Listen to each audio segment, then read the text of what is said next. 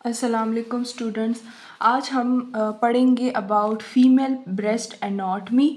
जो मेमोग्राफी का चैप्टर हमारा चल रहा है, chapter number 15 about the positioning. ठीक है, उसमें हम एक इम्पॉर्टेंट टॉपिक पढ़ने वाले हैं जो कि है female breast anatomy and radiographic appearances. हम फीमेल ब्रेस्ट एनाटमी जो है ना इससे पहले पढ़ चुके हैं, लेकिन हम थोड़ा सा हाईलाइटेड करके एनाटमी पढ़ेंगे और उसी एनाटमी के बेस पे फिर हम रेडियोग्राफिक अपीयरेंसेस पढ़ेंगे। ठीक है, रेडियोग्राफिक अपीयरेंसेस। तो चलिए स्टार्ट करते हैं अपना टॉपिक। अगर आप देखें ब्रेस्ट एनाटमी को, तो ब्रेस्ट हमारे पास एक एक्सेसरी ऑर्गन है। ठीक है, ब्रेस्ट हमारे पास एक एक्सेसरी ऑर्गन है। इसमें हमने जो है ना एनाटमी में हम दो अटैचमेंट्स पढ़ते हैं। एक हमारे पास है वर्टिकल अटैचमेंट, जो मैं पहले बता चुकी हूँ, वर्टिकल अटैचमेंट। एंड सेकंड जो है ना हमारे पास है ट्रांसवर्स अटैचमेंट। ये इसकी बेसिक जो है ना लोकेशन है ब्रेस्ट की। वर्टिकल अटैचमेंट हमारे पास सेकंड रिब से लेके सिक्स्थ रिब पे होती है, एंड देन फोर्थ रिब पे निपल का एरिया हमारे पास विजुअलाइज होता है। जबकि ट्रांसवर्स अटैचमेंट हमारे पास होता है फ्रॉम द स्टर्नम से लेके मिड एक्जिला पे। ठीक है, मिड एक्जिला वहाँ तक हमारे पास इसकी अटैचमेंट होती है। ठीक है, अगर एनाटमी में आप बेसिक चीज़ देखो तो उसमें हमारे पास ग्लैंडुलर टिश्यूज़ होते हैं, glandular tissues plus fibrous tissues होते हैं, and third most important fatty tissues होते हैं।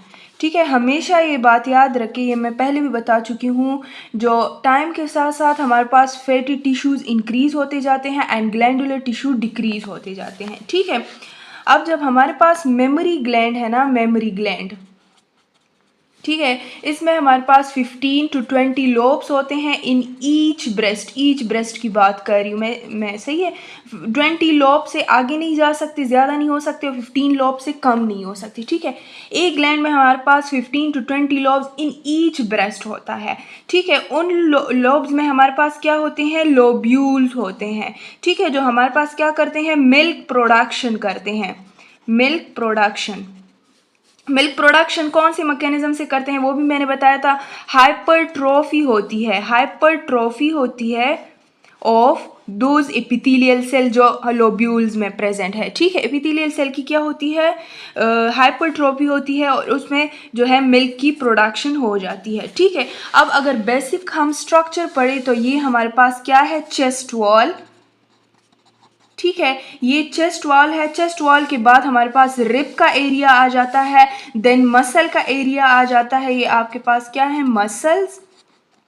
ठीक है, देन आपके पास ब्रेस्ट की अटैचमेंट है। ठीक है, तो अगर आप कहें इसमें फर्स्ट इम्पोर्टेंट आपका है एरोलर एरिया। ठीक है, एरोलर एरिया आपका एक डार्क एरिया होता है। नंबर फर्स्ट आप यहाँ पे मेंशन करें, एरोलर एरिया। ये हमारे पास क्या होता है, पिगमेंटेड एरिया होता है, डार्क होता है बेसिकली ये एरोला। ठीक है, एंड जो है ना ये इसकी रेडियोग्राफिक अपीयरेंस हम बाद में पढ़ेंगे। ठीक है, अब इसके मिड में बिल्कुल हमारे पास क्या होता है, निपल एरिया होता है। ठीक है, सेकंड नंबर पे हम डिस्कस करेंगे निपल। अब जो थर्ड नंबर हमारे पास इम्पोर्टेंट वो है ना एस्पेक्ट है ब्रेस्ट का, वो है फैटी टिश्यूज़। यहाँ पे हमारे पास फैटी टिश्यूज़ होती हैं। ठीक है, बिल्कुल स्किन के नीचे फैटी टिश्यूज़। ठीक है, उसके बाद हमारे पास है फोर्थ नंबर पे अगर आप देखें तो हमारे पास यहाँ पे होती हैं ग्लैंड्स, और ग्लैंड्स में हमारे पास लोब्यूल्स होते हैं इस तरह। ठीक है, लोब्यूल्स होते हैं, और वही लोब्यूल्स हमारे पास क्या करते हैं, मैंने पहले भी बताया, मिल्क प्रोडक्शन करते हैं, एंड देन वो मिल्क प्रोडक्शन डक्ट्स के ज़रिए निपल एरिया तक जो है वो पहुँच जाती है, एंड देन हमारे पास वो डिस्चार्ज हो जाता है। ठीक है, तो फोर्थ नंबर पे हमारे पास क्या है, लोब्यूल्स, ये वाले।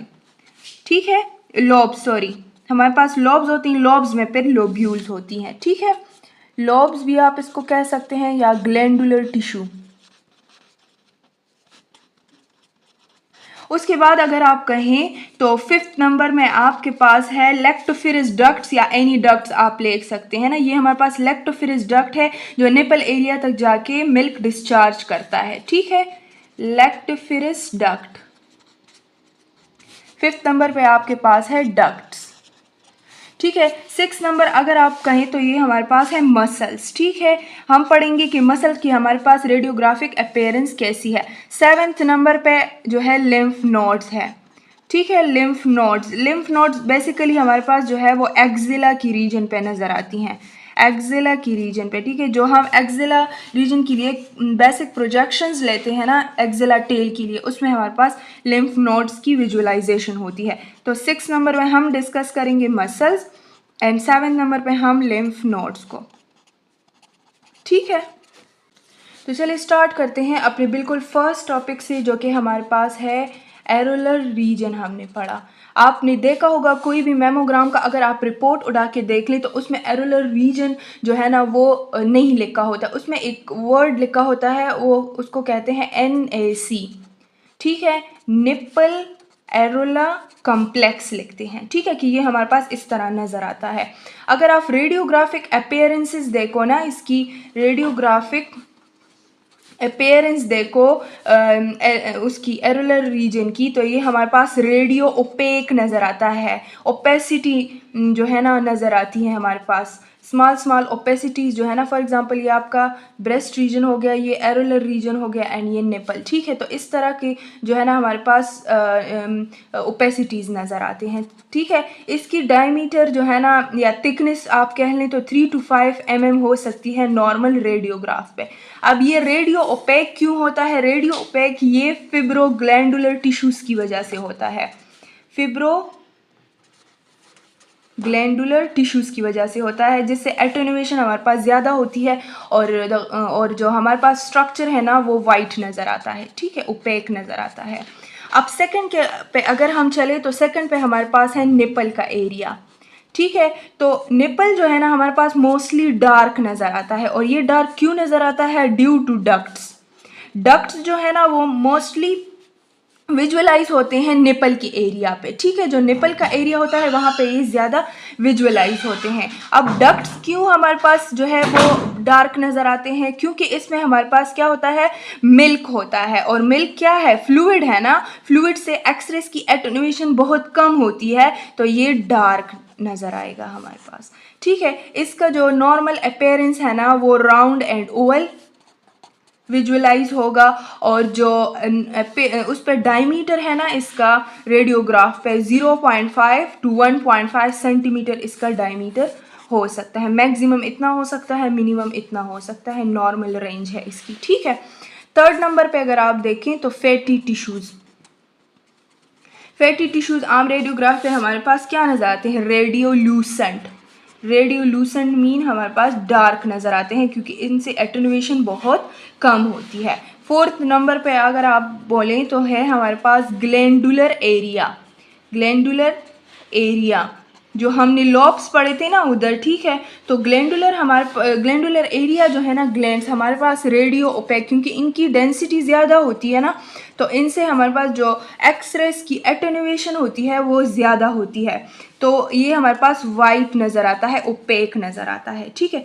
अब ग्लैंडुलर एरिया में आप ये हमेशा बात याद रखो, जब भी हम ग्लैंडुलर टिश्यूज़ की अल्ट्रासाउंड करते हैं यंगर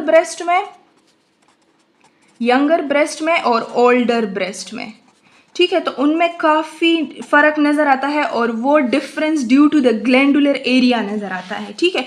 क्यों? क्योंकि यंगर ब्रेस्ट में ग्लैंडुलर जो टिश्यूज़ होते हैं ना, ग्लैंडुलर टिश्यूज़ वो हमारे पास ज़्यादा होते हैं, लेकिन जो ओल्डर टिश्यूज़ होते हैं ना उसमें हमारे पास ग्लैंडुलर टिश्यू कम होते हैं, और कौन से ज़्यादा होते हैं? फैटी टिश्यूज़ ज़्यादा हो जाते हैं, कम होते हैं, और ये फैटी टिश्यूज़ हमारे पास ज़्यादा हो जाते हैं। अब हमने कहा कि फैटी टिश्यूज़ हमारे पास डार्क नज़र आते हैं, और ग्लैंडुलर टिश्यू हमारे पास इंटेंस नज़र आते हैं या ब्राइट नज़र आते हैं, ठीक है। तो जो यंगर ब्रेस्ट टिश्यू होगा वो हमारे पास ब्राइट होगा, हमेशा ये बात याद रखें, and this bright colour will be due to the glandular area, ठीक है। और जो ओल्डर टिश्यू होगा वो लेस ब्राइट नज़र आएगा या डार्क नज़र आएगा, ठीक है, और वो क्यों नज़र आएगा? Due to the fatty tissues, due to the increase of the fatty tissue and decrease in the glandular tissue. आपकी बुक में एक डायग्राम गिवन है ये वाला, ये आप देखें, ये आपके पास है यंग अडल्ट ब्रेस्ट, ये कितना ब्राइट है, और इसको फिर थोड़ा सा जो है ना लेस ब्राइट कर दिया है, ये ओल्डर एडल्ट ब्रेस्ट है। ठीक है, तो आप ग्लैंडुलर एरिया के बेस पे भी जो है वो डिफरेंशिएशन कर सकते हो। ठीक है, दूसरा हमारे पास है 5th नंबर पे डक्ट्स। ठीक है, डक्ट्स मैंने पहले भी बताया कि जो डक्ट्स होती हैं हमारे पास वो डार्क नज़र आती है due to the influence of the milk in it. लेकिन हमेशा ये बात याद रखें, फॉर एग्जांपल ये आपके ब्रेस्ट का एरिया है, ठीक है, और ये निपल एरिया है, तो डक्ट्स हमेशा निपल एरिया पे नज़र आएंगी। ठीक है, डक्ट्स निपल एरिया, बाकी कहीं पे भी हमारे पास डक्ट्स जो है वो नज़र नहीं आती, सिर्फ निपल के एरिया पे जो है डक्ट नज़र आती हैं। ठीक है, अब 6 नंबर पे हमारे पास है मसल्स। तो मसल्स हमारे पास रेडियो ओपेक नज़र आते हैं क्योंकि वो काफ़ी हैवी होते हैं। और कौन से मसल जो है नज़र आते हैं? Pectorals major muscle, pectorals major muscle. ठीक है, 3rd नंबर पे आपके पास है लिम्फ नोड्स।